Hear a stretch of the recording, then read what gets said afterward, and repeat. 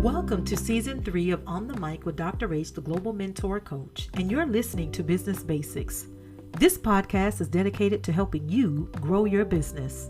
The first 2 seasons was a reboot of my podcast, and we're still learning from my mistakes. As I entered 2019, I grew and really got some depth to my podcast. In Season 3, we're going to revisit those episodes and talk about the growth. What good is a podcast if we're not learning and growing, right? I said it in Season 2, and I'll say it now. There's value in learning from other people's mistakes. We get caught up in wanting things to be perfect and just right, as we should as entrepreneurs. But here's the thing.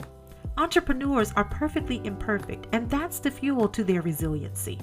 They recognize their flaws and build on them to make themselves better, stronger, and forces to be reckoned with. In this episode, I talk about an FBI warning about email scams that were going around. These scams are still going around. As an entrepreneur, you want to train your employees on how to identify fraudulent emails. Take a listen.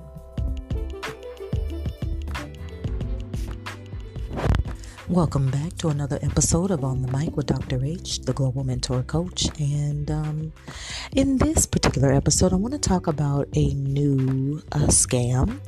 Well, it's not really new, but the FBI is warning about this scam targeting direct deposit paychecks.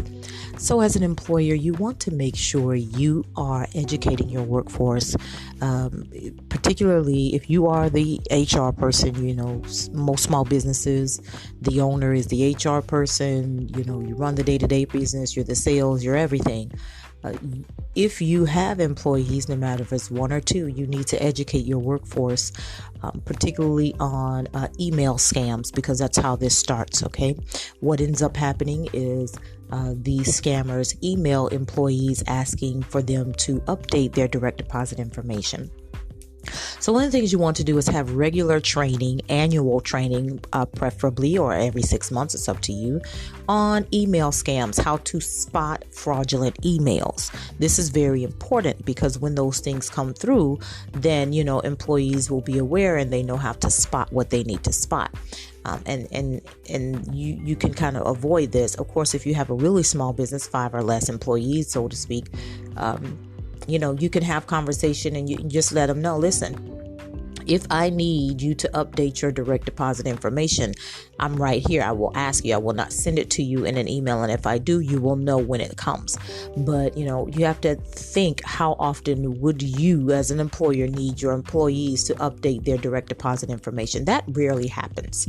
It really, even if you change who's going to be doing your payroll, that still does not happen. And if it does, it's very rare.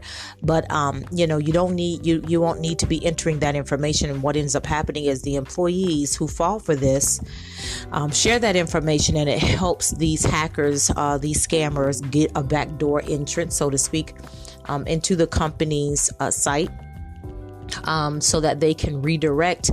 And what ends up happening is that your money goes to a prepaid card that you will never see. Okay, so here are some recommendations that the FBI has posted to avoid the scam. First, like I said before, alert and educate your workforce about the scam, and share preventive strategies. You know, should a breach occur or whatever happens. But education is first. Always educate your employees. Instruct employees to hover their cursor over hyperlinks that are included in any emails, and you will get this in the training that you would provide, or you should. That way they can verify the URL before clicking it. Is the URL actually related to or associated with the company that they say they're from? You know, look at the URL. Don't tell your employees to not supply login credentials or personal identifying information in response to any email. Direct employees to forward suspicious requests for personal information to IT or HR. Again, in a small business, that's probably going to be you, the owner. So you can investigate further or whatever you need to do. Ensure that login credentials used for payroll purposes differ. They are not the same. They need to differ from those used for other purposes, such as employee surveys. Apply heightened scrutiny to bank information initiated by employees seeking to update or change direct deposit credentials. Monitor employee logins that occur outside normal business hours. Restrict access to the internet on systems handling sensitive information, or implement a two-factor authentication process for any to access any sites that require sensitive information. And then finally, only allow required processes to run on systems handling sensitive information. I know that's a lot, but listen, these things are in place to protect you in your business. Okay, you don't want people stealing your employees' paychecks, their hard-earned money, because in effect they're stealing from you as the employer. Okay, and at the end of the day, no employee feels good working and not ever getting a paycheck. So these are things you want to have in place. But again, it starts with education. You want to educate your workforce annually, preferably. But I would say if you can afford it and you have the time, do it every 6 months. But at least once per year, you need to have training on how to spot fraudulent emails.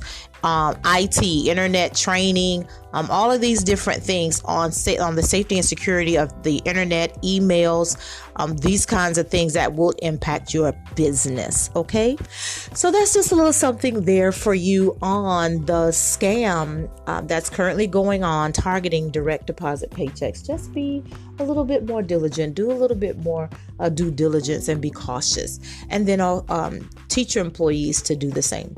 Okay. Thanks for tuning in with me, Dr. H, the Global Mentor Coach. You're listening to another episode of On the Mic with Dr. H. And if you like this program, if you like my podcast, feel free to support it, share it with your friends, family, other business people, other partners that you have. But also financially, you can support the podcast. And so we appreciate all of your support. I don't take it lightly. So again, thanks for tuning in with me, Dr. H, the Global Mentor Coach. Remember to spread lots of love and light. As in previous episodes, I was still too close to the microphone so you can hear every breath. There's a little feedback from my mouth touching the microphone. Again, you don't need to be close to your microphone. The other thing is you can hear me fumbling around with the microphone at the beginning of the episode. Be prepared to record your podcast. Set time aside and make sure everything is set up the way you need it to record your episodes. Thanks for listening to this episode of Business Basics. This season's episodes will build on seasons 1 and 2 to teach you some business fundamentals to help you define and strengthen your brand while learning from my podcasting mistakes from day one. Go ahead and like and share this podcast. Spread the word about Business Basics. I sincerely appreciate your support and your listening ear. If there are topics you'd like me to cover, or if you need a business coach, email me at info@globalmentorcoach.com. Again, thanks for tuning in with me, Dr. H, the Global Mentor Coach. Remember to spread lots of love and light. Until next time.